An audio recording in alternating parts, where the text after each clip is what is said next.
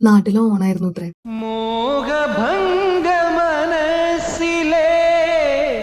ഒരു 11 വർഷത്തിനടുക്ക് രണ്ട് ഓണത്തിനാണ് ഞാൻ വീട്ടിലുണ്ടായിട്ടുള്ളൂ. ഓണത്തിന്റെ അന്ന് പ്രത്യേകിച്ച് ഒന്നും ചെയ്യാനൊന്നുമില്ലെങ്കിലും അന്നത്തെ ദിവസം നാട്ടിലില്ലെങ്കിലും എന്തോ ഒരു വിഷമ.